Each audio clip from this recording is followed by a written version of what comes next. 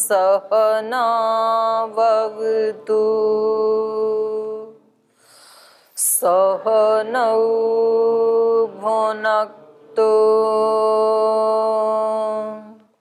सह वीर्यङ्करवावहै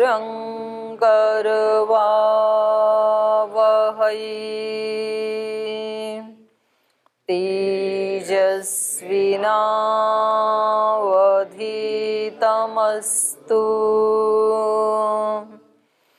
मा विद्विषावहै। ॐ व्रतानां व्रतपति व्रतं चरिष्यामि तच्छकेयं तन्मे राध्यताम् इदमहमनृतात् सत्यमुपैमि। ॐ शान्ति शान्ति शान्तिः।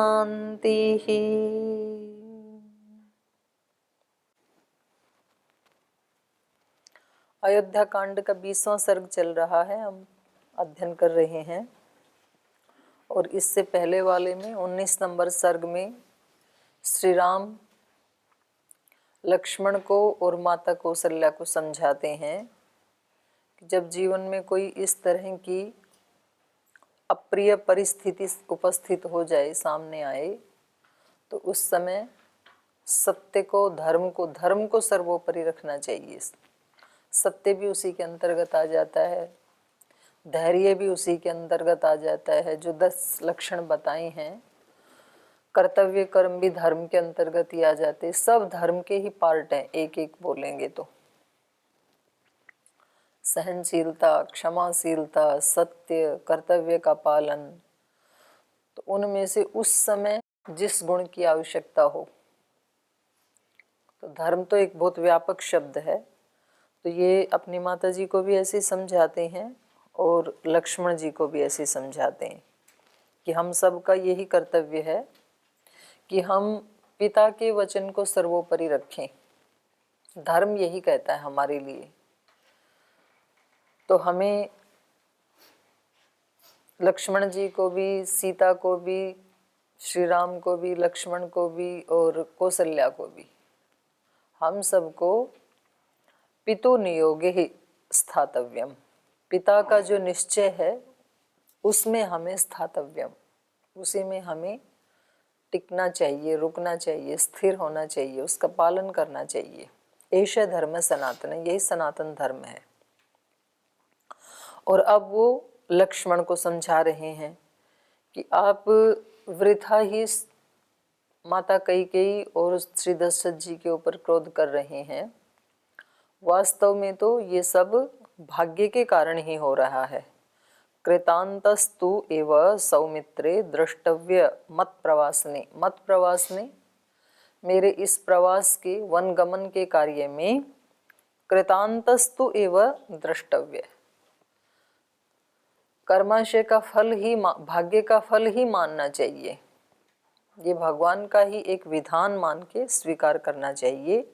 जो वितीर्णस्य राज्यस्य पुनरेव निवर्तने, इतना विस्तीर्ण राज्य एक बार मिलने के लिए परिस्थिति बनी और फिर वो एकदम से हाथ से निकल जाना, तो ये इसमें भाग्य का ही खेल है, ऐसा आपको मानना चाहिए। और उसी के कारण कैकेय्या प्रतिपत्तिर्हि कथम श्याम मम पीड़ने, माता कैकेयी जिसने आज तक कभी मुझे कष्ट नहीं दिया, तो अब मुझे पीड़ा देने में ये जो आपकी प्रतिपत्ति बन रही है, तो कह रहे यदि भावो न देवोयम कृतांत विहितो भवेत, अगर ये दैव योग से ये घटना घटित नहीं होती तो क्यों माता के मन में इस तरह की बातें आती। तो ये सब विधि का विधान है, ईश्वर का ही विधान है। तो ऐसा सोच करके उसको शांति से ग्रहण कर लेना चाहिए। इसमें हमें रुष्ट होने की, क्रोधित होने की आवश्यकता नहीं है। तो ये हमने पढ़ा था। तो इसमें आपको कुछ पूछना है तो पूछ सकते हैं पीछे के पाठ से। कोई प्रश्न नहीं है पुरुषार्थ का, भाग्य का? ओम दीदी जी, जैसे आपने बताया कि कर्माशय और विधि का विधान दो अलग चीज़ें हैं, जैसे तो अलग नहीं बताया मैंने, तो एक ही बताया। एक ही है, जैसे एक ही कर्माशय और विधि का विधान दोनों एक है। हाँ, भाग्य उसमें उसी को जैसे भाग्य कहते हैं, उसी को विधि का विधान कहते हैं, उसी को कर्माशय कहते हैं, कर्मों का लेख कहते हैं। मेरा प्रश्न ये है कि एक कोई व्यक्ति यदि कार्य नहीं करता है और वो अगर उसको सफलता ना मिलती है तो फिर वो ये भी कहता है कि ये तो कर्माशय है या विधि का विधान है, इसलिए इसमें हमें सफलता ना मिली। और क्या, ऐसे ही तो बोलते हैं आप सब जी, हमारे भाग्य में ही नहीं है शास्त्र स्मरण करना, तो होगा कैसे? तो आराम से बैठे हैं। तो लेकिन कुछ तो ऐसे हैं कि जो उसमें कार्य करते हैं और सफल भी हो जाते हैं उसमें। अगर मान लो वो उसका सफल कर मतलब प्रयास करते हैं, अगर असफलता मिल जाती फिर भी, तो उनके विधान में ये है कि उनको सफलता नहीं मिली है। पूरा स्पष्ट करो प्रश्न। जैसे कोई कुछ तो प्रयास करते हैं और प्रयास सफलता करते हैं मिल उसमें। जाती है, और कुछ प्रयास भी नहीं करते हैं और सफलता भी नहीं मिलती है। तो प्रश्न क्या हुआ? ये तो सीधा सीधा गणित बताया आपने। नहीं तो इसमें असफलता, जो जिनको असफलता मिली है प्रयास करने के बावजूद भी, करने के बाद भी असफलता मिली है, तो क्या उनका विधान यही था कि इसमें उनको सफलता नहीं मिलेगी? बिल्कुल। या तो उनके पुरुषार्थ में कहीं कमी रही है, जो वो कह रहे हैं ना हमने तो पूरा पुरुषार्थ किया, तो पूरा नहीं किया होगा, कहीं ना कहीं कमी रही होगी। या फिर पुरुषार्थ के जो साधन थे वो ठीक नहीं रहे होंगे। पुरुषार्थ तो पूरा किया पर पुरुषार्थ का साधन ठीक नहीं था। और या फिर साधन भी ठीक था, पुरुषार्थ भी पूरा किया, तो उसमें विधि ठीक नहीं रही होगी जिस विधि से करना चाहिए था। या फिर विधि भी ठीक थी तो जितने समय करना चाहिए था उतना नहीं किया होगा। और यदि लंबे समय तक भी किया तो जिस भाव से करना चाहिए था उस भाव से नहीं किया होगा। तो या तो कहीं ना कहीं कोई फॉल्ट रहा है, जिसको आप कह रहे हैं ना पूरा पुरुषार्थ किया, तो वो आपको पकड़ में नहीं आया कि पूरा किया कि अधूरा रहा, कुछ ना कुछ तो कमी रही होगी।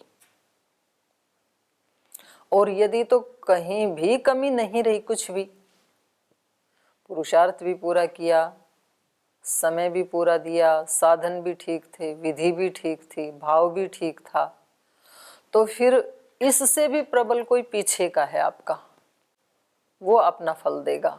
ये अभी भी उसकी अपेक्षा से अभी भी ये कम रह गया, इसका फल मिलेगा आपको।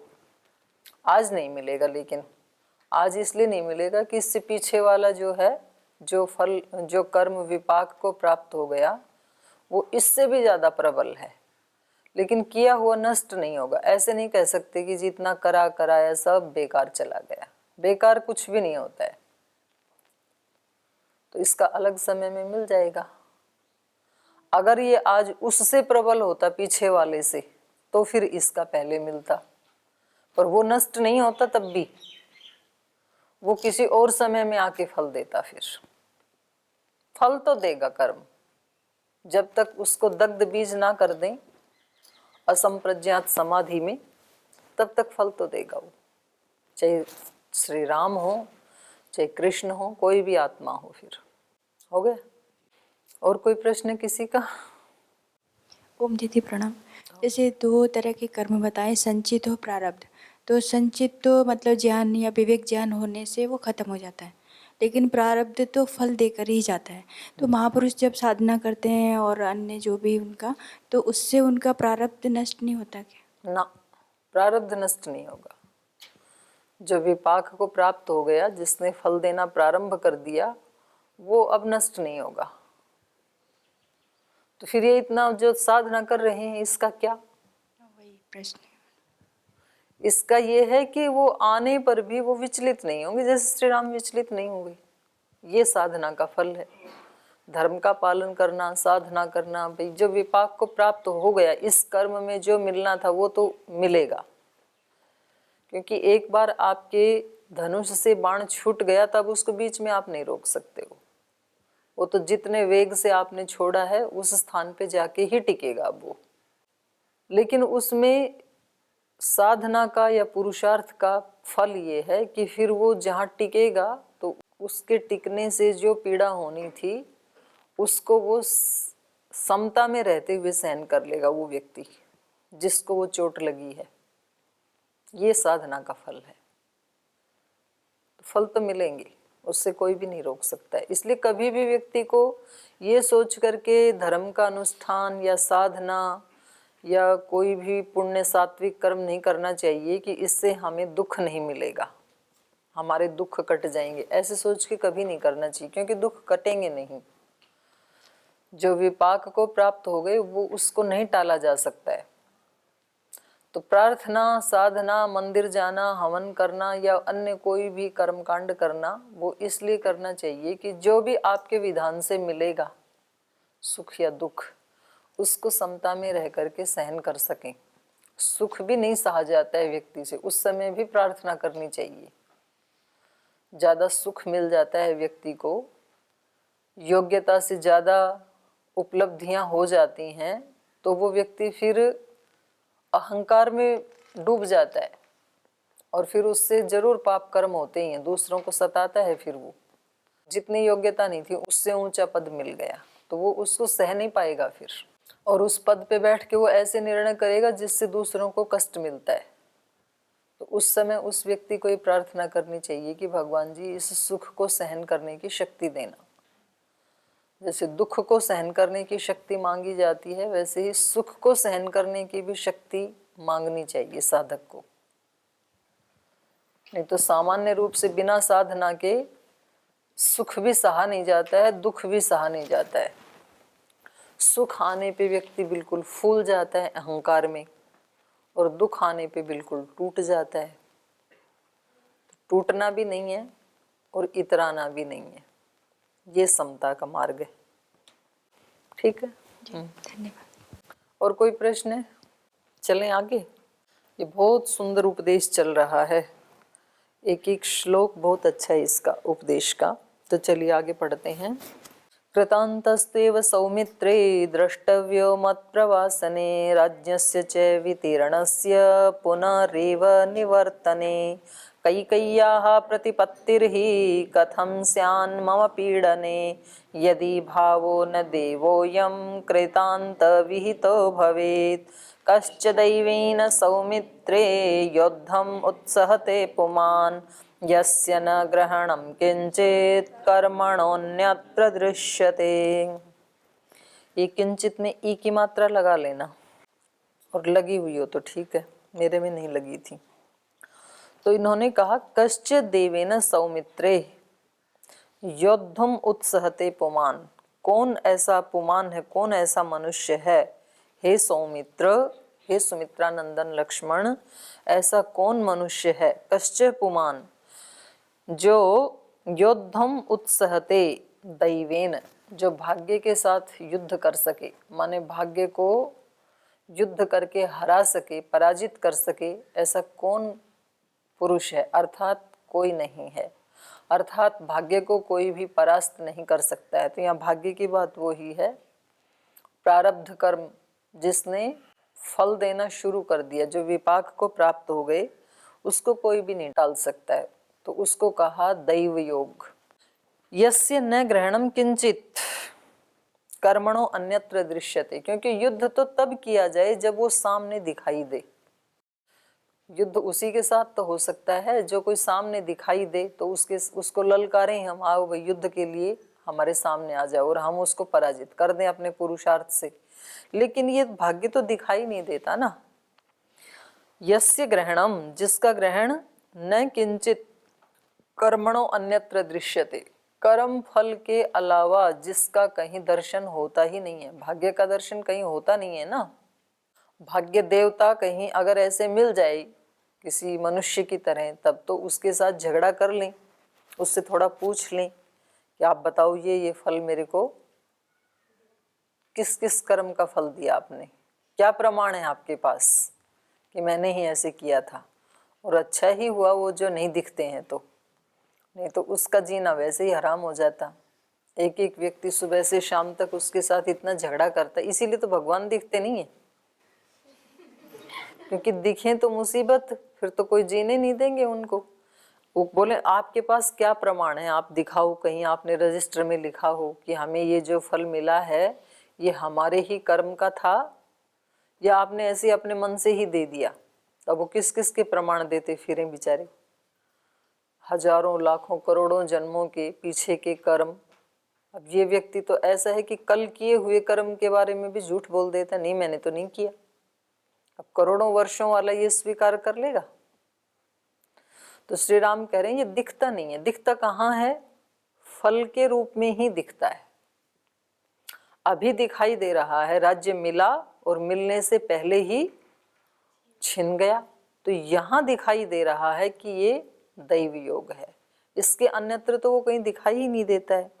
यस्य ग्रहणम, जिस भाग्य का, जिस दैव का ग्रहण, किंचित कर्मणो अन्यत्र न दृश्यते, कर्म फल के अलावा अन्यत्र दिखाई नहीं देता है ये। तो इसलिए लक्ष्मण, उसके साथ झगड़ा नहीं किया जा सकता, दैव के साथ युद्ध करके उसको नहीं हराया जा सकता। क्योंकि लक्ष्मण क्या कह रहे थे कि मेरा धनुष दो, मेरा बाण दो, और अभी मैं इसको हरा दूंगा। ये भाग्य की बात तो कायर लोग करते हैं। महाराजा दशरथ, महारानी कैकेयी और पूरी अयोध्या नगरी, सारी अयोध्या नगरी को मैं मनुष्यों से रहित कर दूंगा, ऐसा पराक्रम है मेरे पास, ऐसा धनुष है मेरे पास। तो उन्होंने कहा कि आप नहीं हरा सकते हैं, क्योंकि ये जो कुछ भी जीवन में होता है व्यक्ति के, वो सब कृतांतस्य एव दैवेन, केवल देव के कारण ही होता है, केवल भाग्य के कारण ही होता है। अपना अपना किया हुआ ही सबको मिलता है। तो चाहे तो उसको शोर मचा के सहन कर लें, चाहे तो उसको शांति पूर्वक सहन कर लें। तो समझदारी तो इसमें है कि शांति पूर्वक सहन कर लें। बोलते फिर शांति पूर्वक सहन करेंगे तो सारी ये साधना करने का, पुरुषार्थ करने का कोई मतलब ही नहीं रह जाता। कौन पुरुषार्थ करेगा, कौन साधना करेगा? क्योंकि भाग्य को कोई टाल नहीं सकता है, ऐसे रामायण कह रही है। तो क्यों करें पुरुषार्थ? इसलिए करें कि शायद पीछे हमने ऐसा नहीं किया होगा, इसलिए ऐसा मिला, आगे ऐसा ना हो, इसलिए करना चाहिए। तो जितनी ज्यादा प्रतिकूलता उतनी ज्यादा साधना, इसलिए उतनी ज्यादा साधना करनी चाहिए कि आगे ये प्रतिकूलताएं ना मिलें। और जितनी ज्यादा अनुकूलता उतनी ही ज्यादा साधना। क्यों? पीछे कुछ ऐसा किया होगा जिससे अनुकूलताएं मिली, तो अब और ज्यादा कुछ पुण्य कर्म किए जाएं, साधना की जाए, जिससे कि उस भूमा की प्राप्ति हो। क्योंकि सुख की पराकाष्ठा तो भूमा ही है। कितनी भी अनुकूलताएं, कितने भी सुख किसी व्यक्ति को क्यों ना मिल जाएं, लेकिन उसमें थोड़ा दुख तो जुड़ा ही रहता है। कितनी भी अच्छी किसी के पास गाड़ी है, लेकिन है तो सीमित ही ना, उसकी एक मात्रा है, वो सर्वव्यापक तो नहीं है गाड़ी। कितना भी अच्छा मकान हो, है तो सीमित ही। लेकिन कितना भी ज्यादा किसी के पास धन हो, करोड़ों में होगा, अरबों में होगा, लेकिन है तो सीमित, गणना में तो आ ही गया ना, इतने हजार करोड़। कितना भी क्यों ना हो किसी व्यक्ति के पास, कितना भी स्वस्थ सुंदर शरीर क्यों ना हो, लेकिन तो भी उसकी आयु तो है ही, एक सीमा में तो बंधा ही है वो, उसके बाद छिन ही जाएगा, नष्ट हो ही जाएगा। तो अनुकूलताएं हैं तो और ज़्यादा साधना करनी चाहिए ताकि इससे आगे बढ़ा जाए भूमा की तरफ। प्रतिकूलता है तो और भी ज़्यादा साधना करनी चाहिए ताकि इन प्रतिकूलताओं को आगे कभी दर्शन ना हो। तो ऐसे श्री राम बता रहे हैं, कश्च दैवेन सौमित्रे योद्धुम उत्सहते पुमान यस्य ग्रहणम किंचित कर्मणो अन्यत्र न दृश्यते। केवल कर्म फल मिलने से ही पता लगता है कि किसके भाग्य में क्या था। वैसे भाग्य दिखाई नहीं देता है किसी का भी, किसके भाग्य में क्या है। इस भाग्य देवता के दर्शन कहाँ होते हैं? किसी मंदिर में नहीं होते। जीवन में कर्मों को देख करके ही इस भाग्य देवता के दर्शन होते हैं। इसलिए लक्ष्मण, उद्विग्न होने की आवश्यकता नहीं है, शांति पूर्वक इसको सहन करके इससे पार निकल जाओ। तो कितना अच्छा उपदेश दे रहे हैं। सुख दुखे भय क्रोधौ लाभालाभौ भवाभवौ यत्किंचित् तथा भूतं ननु दैवस्य कर्म तत्। ऋषयोऽप्योग्र तपसो दैवेनाभिप्रपीडिताः उत्सृज्य नियमास्तीव्रान् भृश्यन्ते काममन्युभिः। असङ्कल्पितमेवेह यदकस्मात् प्रवर्तते निवर्त्यारम्भ आरब्धं ननु दैवस्य कर्म तत्। मा च लक्ष्मणसन्तापं कार्षीर्लक्ष्म्या विपर्यये राज्यं वा वनवासो वा वनवासो महोदय। इति ब्रुवति रामे तु लक्ष्मणोऽग्रजमब्रवीत् अस्थाने सम्भ्रमो यस्य जातो वैसु महानयम्। यथा दैवं शौण्डीरं शौण्डीरक्षत्रियर्षभ किन्नाम कृपणं दैवम् अशक्तम् अभिशंससि। श्री राम कह रहे हैं सुख दुखे भय क्रोधौ लाभालाभौ भवाभवौ यत्किंचित तथा भूतम ननु तत् दैवस्य कर्म। बोले जो कुछ भी दिखाई दे रहा है हमारे जीवन में, सुख या दुख, भय या क्रोध, लाभ या हानि, भव जीवन और अभव मतलब मरण, जीवन मरण, जो कुछ भी, यच्च किंचित अन्य और जो अन्य भी कुछ भी, तथा भूतम जो कुछ भी हो रहा है, वो सब ननु दैवस्य कर्म तत्, वो सब भाग्य का ही खेल है। तो इसके ऊपर गोस्वामी तुलसीदास जी का इन्होंने दिया है नीचे एक चौपाई। सुनहु भरत भावी प्रबल बिलखहि कहेहु मुनिनाथ हानि लाभ जीवन मरण जसु अपजसु विधि हाथ। सुनहु भरत भावी प्रबल विलखि कहु मुनिनाथ हानि लाभ जीवन मरण जस अपजस विधि हाथ। तो ये उनको कह रहे हैं कि जो कुछ भी यश अपयश ये सब विधि के हाथ में है।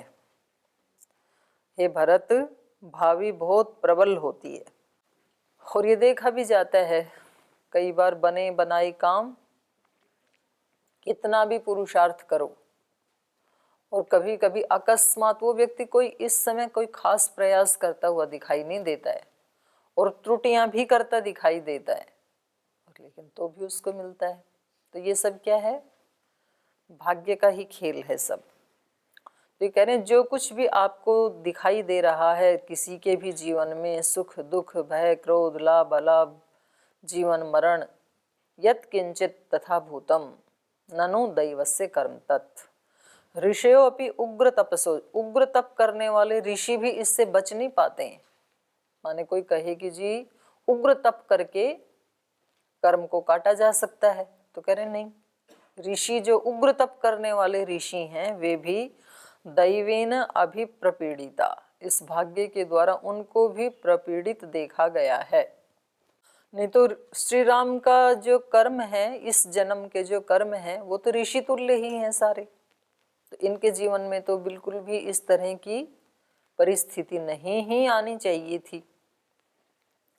तो कह रहे हैं ऋषि अपि उग्र तपसो देवेन अभिप्रपीडिता उत्सृज्य नियमान तीव्रान भृश्यन्ते काममन्युभिः। तीव्रान नियमान उत्सृज्य, भाग्य के कारण ही वो क्या करते हैं, कभी कभी उग्र तप करने वाले ऋषि भी तीव्रान नियमान उत्सृज्य, घनघोर जो व्रत पालन कर रहे थे उनको छोड़ के और काममन्युभिः भृश्यन्ते, काम के कारण या क्रोध के कारण अपने पथ से भ्रष्ट हो जाते हैं। तो वो कोई पीछे का ही उनका कर्माशय इतना प्रबल आकर के ऐसी बाधा डालता है कि फिर वो उसको छोड़ देते हैं, उस रास्ते को जो उग्र तप करने वाले थे, और काम क्रोध के वशीभूत होकर के दूसरे ही रास्ते पे चल पड़ते हैं। तो इससे क्या पता लगा कि पीछे का जो कर्माशय है वो पीछा नहीं छोड़ता है, और उसमें भी जिसने फल देना प्रारंभ कर दिया उसको तो बिल्कुल टाला नहीं जा सकता है। संचित को तो फिर भी चलो अपने उग्र तप से दग्ध बीज किया जा सकता है, लेकिन जो विपाक को प्राप्त हो गया उसको नहीं टाला जा सकता है। असंकल्पितमेवेह यदकस्मात् प्रवर्तते निवर्त्यारंभ आरब्धम ननु दैवस्य कर्म तत्। असंकल्पितम एव इह, जो बिना चाहे, असंकल्पितम, जिसका कोई संकल्प नहीं किया हमने कि ये मिलना चाहिए। दुख का कौन संकल्प करेगा, सुख का तो कर भी सकता है कोई व्यक्ति। असंकल्पितम एव इह यद अकस्मात प्रवर्तित, जो अचानक जीवन में आ जाता है, प्रवृत्त हो जाता है, जो अचानक जीवन में आ जाता है बिना सोचे बिना चाहे, जिसकी कभी कल्पना भी नहीं की। लक्ष्मण ने या राम ने या माता कौशल्या ने या सीता ने क्या कभी ऐसा संकल्प किया होगा कि जब राज्य मिलने लगे तभी बीच में कोई ऐसा विघ्न आए कि मिलता मिलता वो फिर से छिन जाए? ऐसा किसने चाहा? किसी ने भी नहीं चाहा, और कोई भी व्यक्ति नहीं चाहता है। तो कहा बिना संकल्प किए बिना चाहे ही जो अचानक हमारे जीवन में आकर के उपस्थित हो जाता है। अकस्मात यत् प्रवर्तते निवर्त्य आरंभम, जो हमने कोई अच्छा काम शुरू किया था वो अकस्मात अवरुद्ध हो जाए, रुक जाए वो काम, या फिर अचानक कोई अच्छा काम शुरू हो जाए जीवन में, या कोई बुरा काम शुरू हो जाए। निवर्त्यम आरब्धम ननु दैवस्य कर्म तत्, जो प्रारंभ किया था, हमने कोई अच्छा काम शुरू किया था और अचानक उसमें कोई विघ्न आ जाए, तो ये कह रहे हैं दैवस्य कर्म तत्, ये विधि का ही विधान है।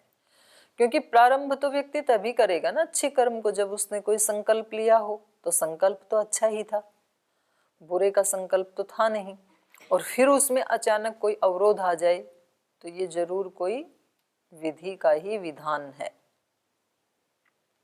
या तो पीछे का कोई हमारा ऐसा प्रबल कर्म रहा होगा वो हमें नहीं करने दे रहा है, या फिर हमारे इस जन्म का कर्म, जिस संकल्प से हमने उस कर्म को शुरू किया था, मानो हमने कोई बहुत बड़ा यज्ञ, कोई याग, कोई जप तप हमने प्रारंभ किया कि हम ऐसा करना चाहते हैं, और वो करते करते ही हमने उससे भी प्रबल उसका अपोजिट कोई संकल्प उठा लिया कि शुरू तो कर रहा हूँ कहीं कोई विघ्न ना आ जाए, और बार बार मन उसी को ही दोहरा रहा है, कोई विघ्न कोई बाधा ना आ जाए, इसको कहीं बीच में रोक ना दे, तो फिर हम उस विघ्न को बुला रहे हैं, आकर्षित कर रहे हैं। और ऐसी मन स्थिति रहेगी तो वो कुछ ना कुछ त्रुटि भी करेगा, क्योंकि केवल मात्र सोचने से भी ये नियम काम नहीं करते हैं।